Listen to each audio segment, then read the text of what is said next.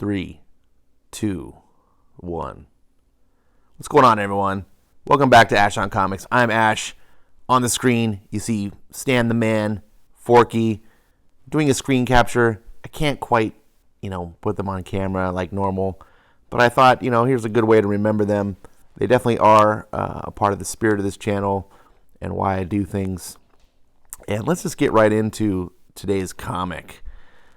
The Dark Knight Returns, The Golden Child. A DC Black Label book, of course.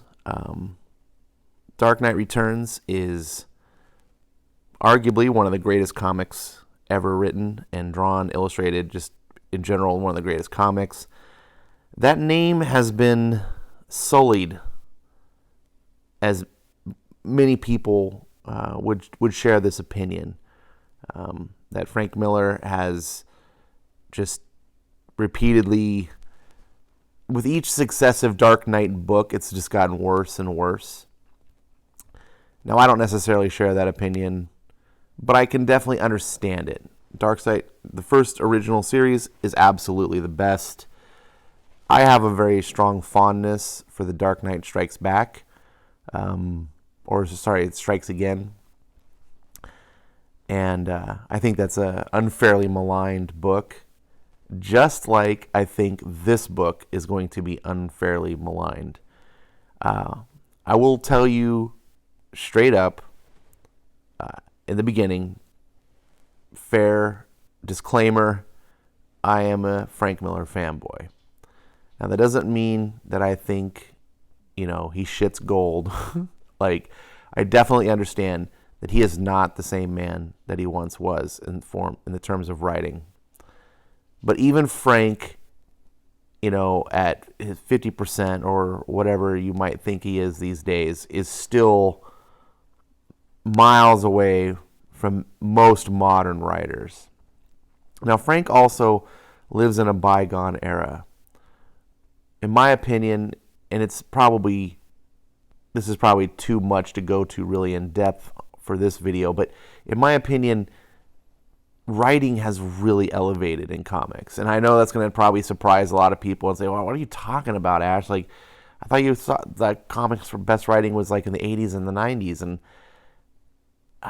no, I don't think so. I think comics were the best, but for a number of reasons and how things came together. I think writing on whole is worse today. Absolutely. I mean, if I look at Marvel Comics, 90% of it is just trash. Whereas 1990 Marvel Comics, 95% of it, or maybe say 90% of it was good. But what I mean by the writing has improved is that the good writing of today is superior to the writing of that era. I think that there's more focus on writing for the good writers. Certainly, no one's made another Watchmen. No one's made another Dark Knight Returns.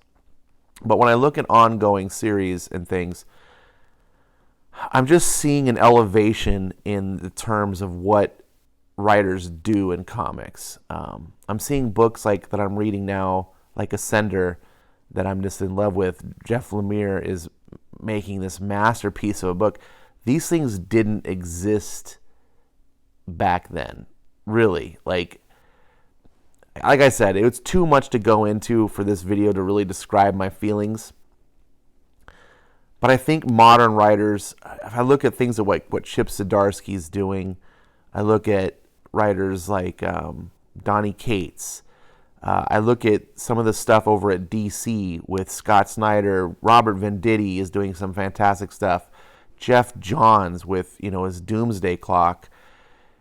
These are things that likely would never have occurred in the 90s. And this writing, in the examples I mentioned, are far above mainstream comics back then. Now, there's other things to consider, such as, the illustration. Art was way more prioritized back then. Editing was way better back then. Price to value, books have never been more expensive than they are today.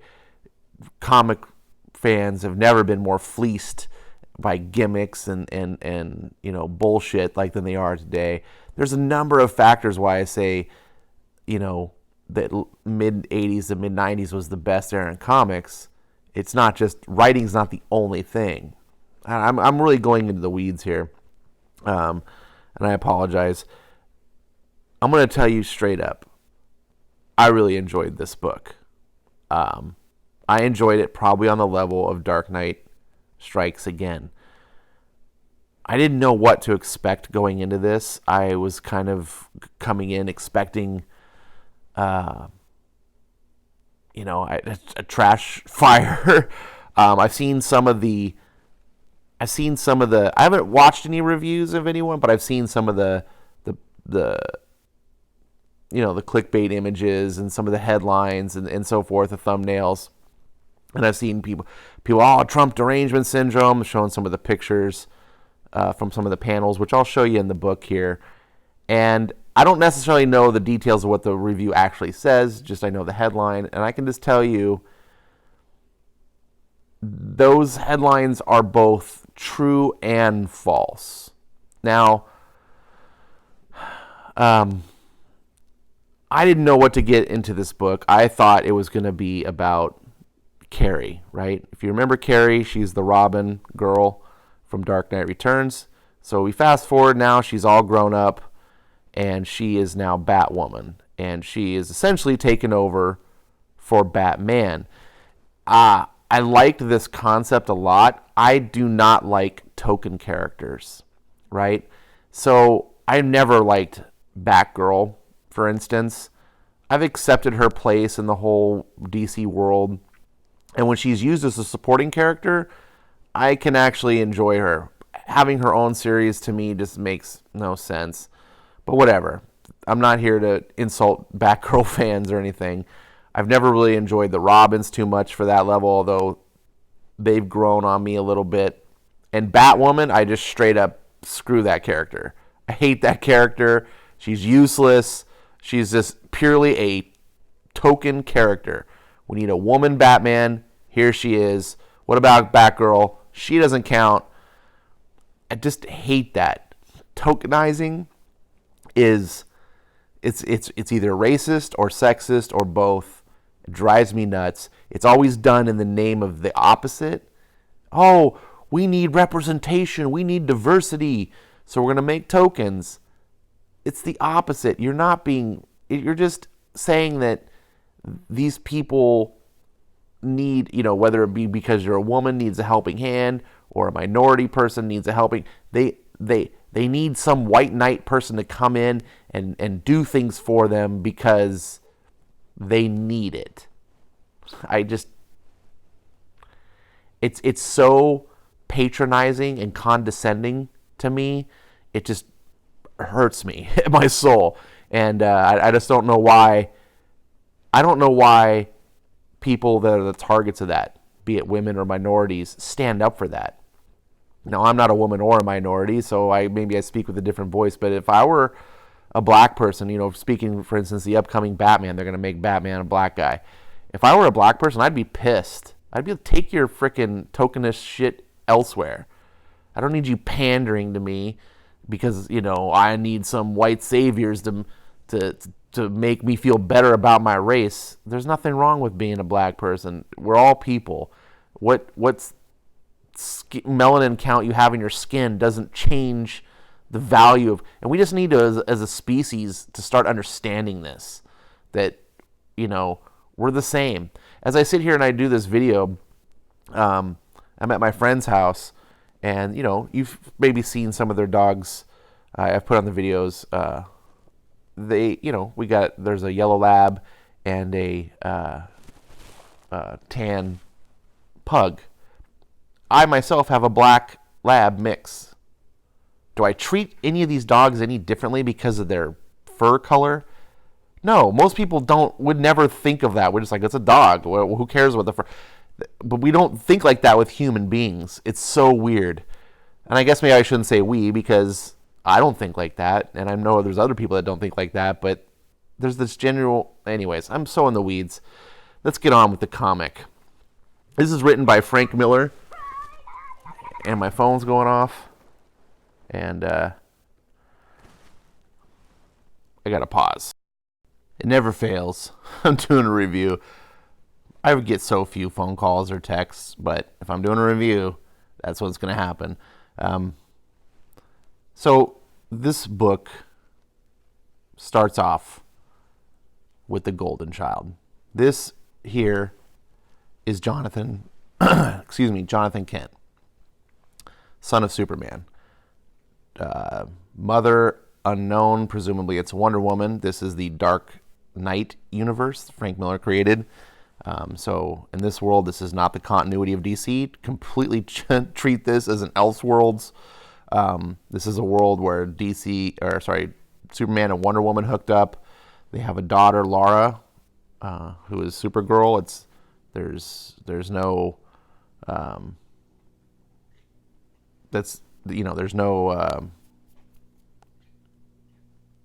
actual Supergirl. What am I become the Lost for Worlds? So this is Superman's daughter. She was featured in Batman Dark Knight Strikes Again. I like this character a lot. And it starts off, let's just start off the book here. They talk and they talk. Sometimes it's like talking is the only thing that grown-ups know how to do. They bicker. Your attributes, Father. Powers. Just call them powers. It's simpler if you just call them powers. Talking. It's the only thing they know how to do. And they stumble all over each other trying to do it. Lara sighs, exasperated. My sister. Even when she sighs, it's like a volcano's about to go off. Very well, as you wish, your powers then. I seem to have inherited them, each and every one of them, with some variations. But Jonathan, he's something new. He's something nobody's ever seen before.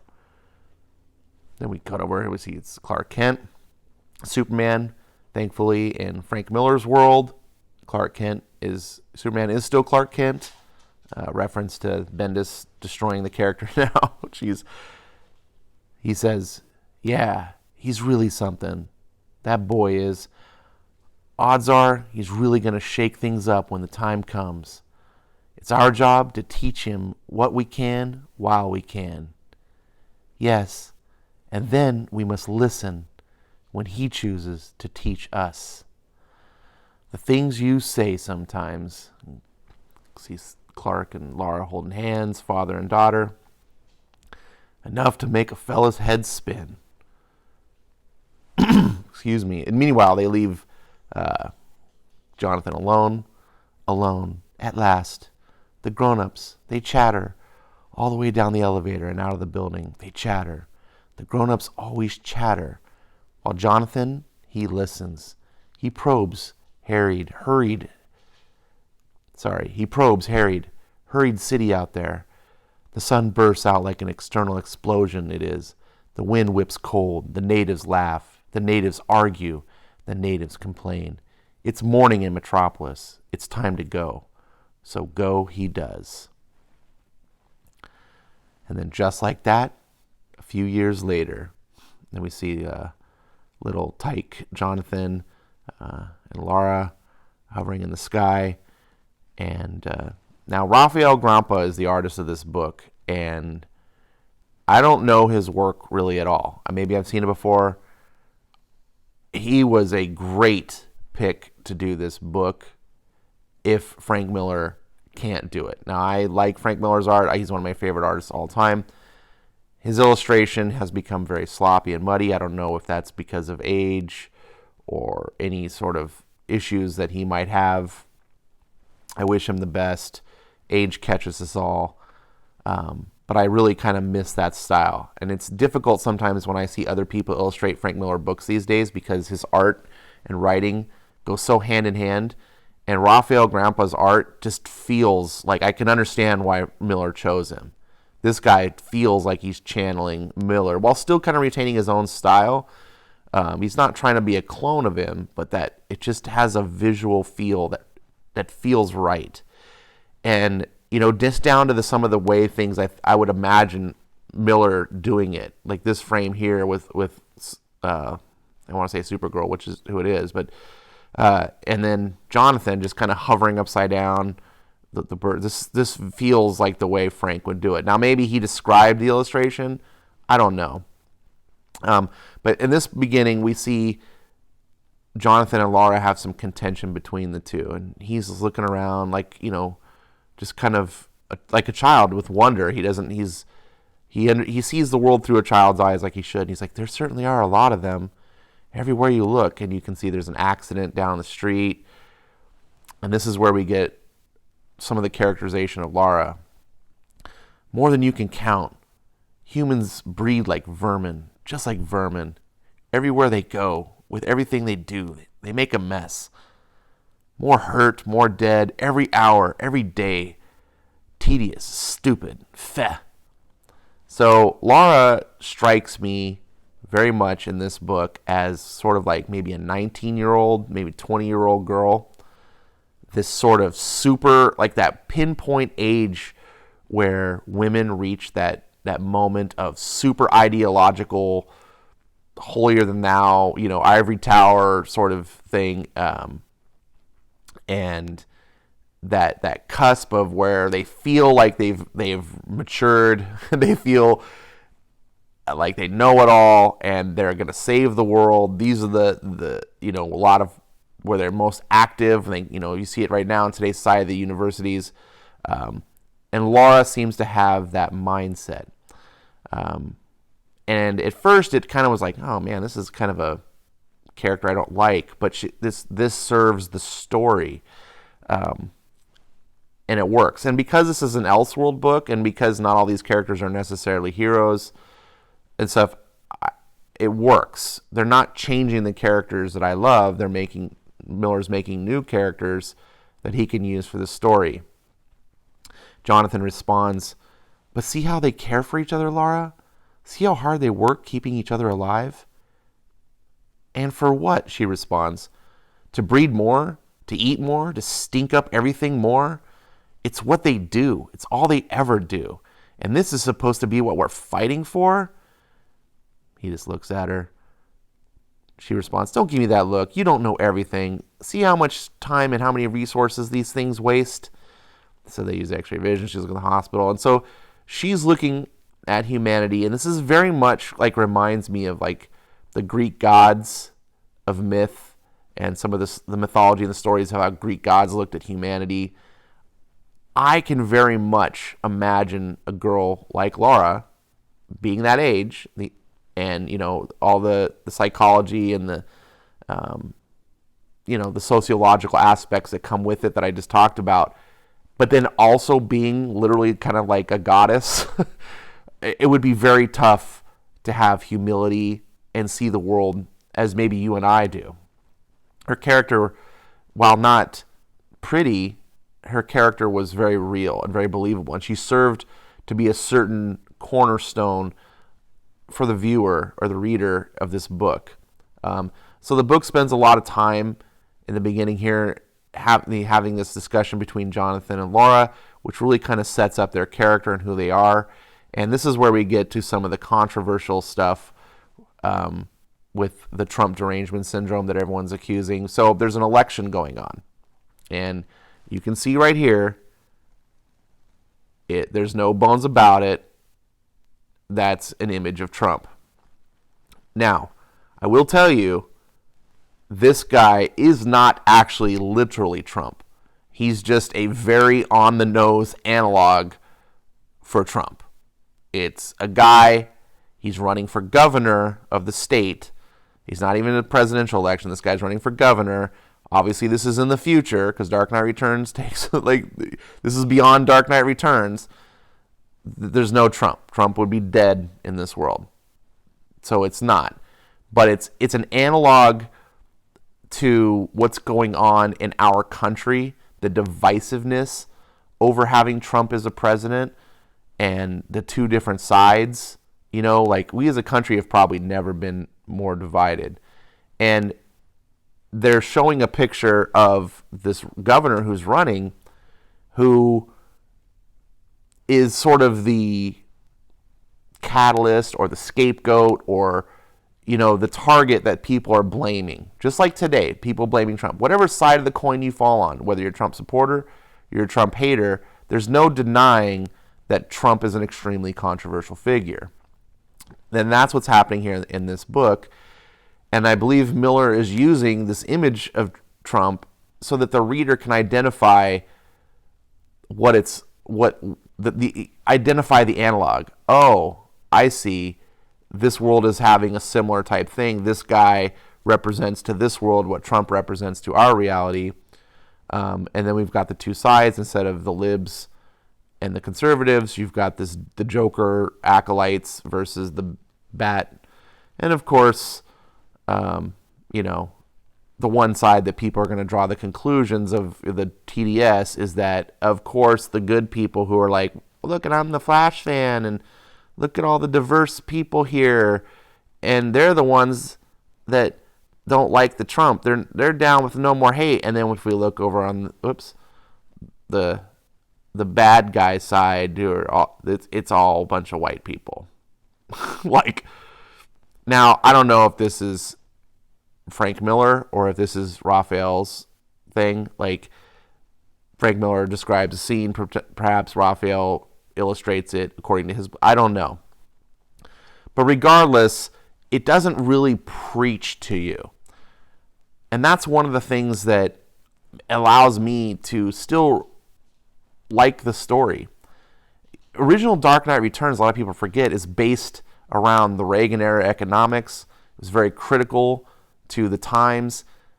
Many comic fans today, they can go back and read Dark Knight Returns, and they don't understand the Reagan era. They don't understand the hyper progressive era that the Reagan era followed. The Trump era is very similar in that because we had, the Obama administration just spun us down to the wheel, down into socialism, and then Trump kind of follows along.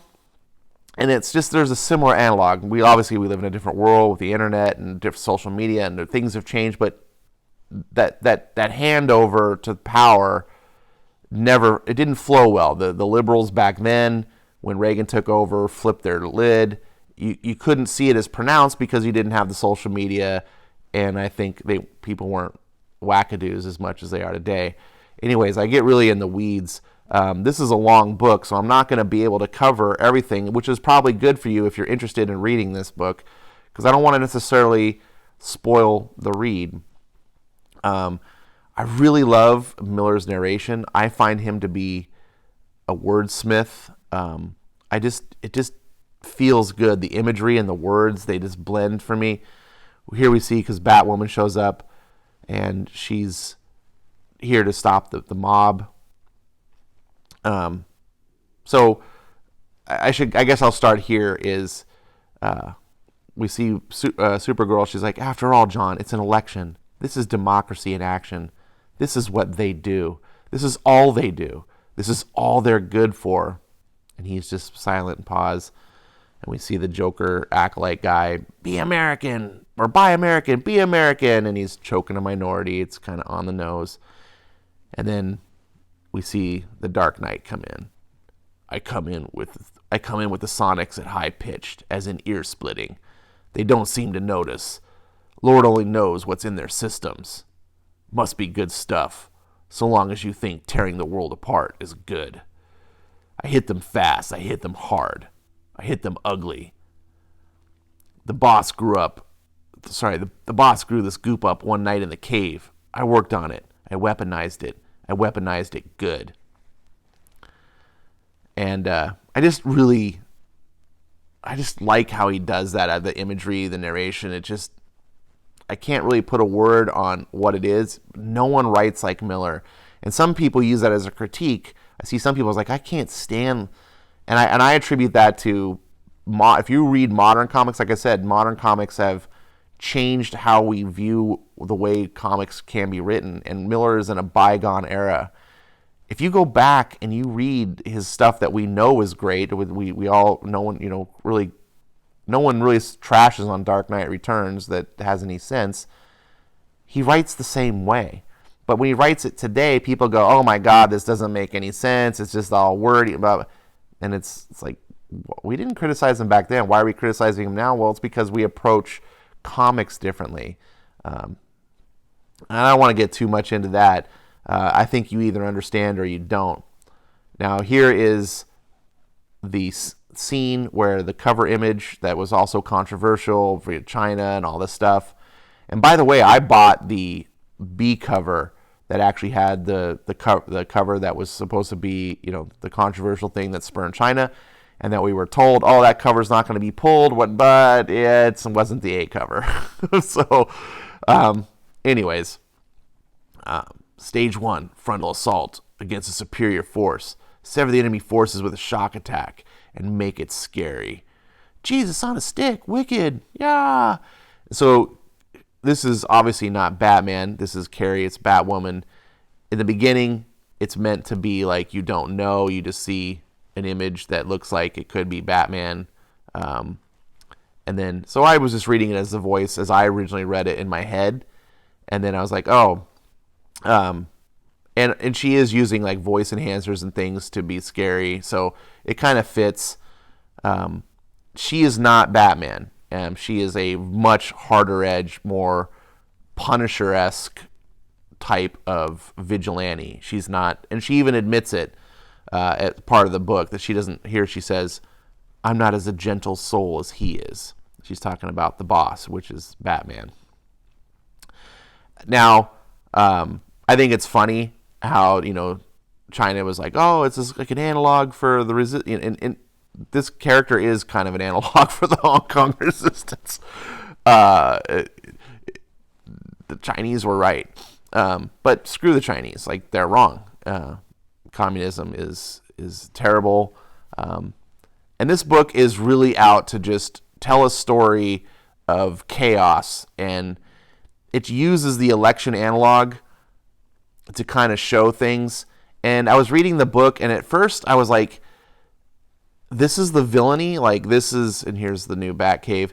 This is the villainy that's behind this. It's like the Trump derangement syndrome, but instead of like, oh, the Russians, it's worse. It's Darkseid and Joker. So we get the Trump guy who's having an election fixed, not by Russians, not by Ukrainians, Trump and Darkseid. And again, you can say, God, I don't want to, but I'm telling you, at least in my perception, this book, it uses that as an allegory. It uses that as a way of like, well, look, we have problems in society, whether you're pro-Trump or anti-Trump. You can't fail to recognize that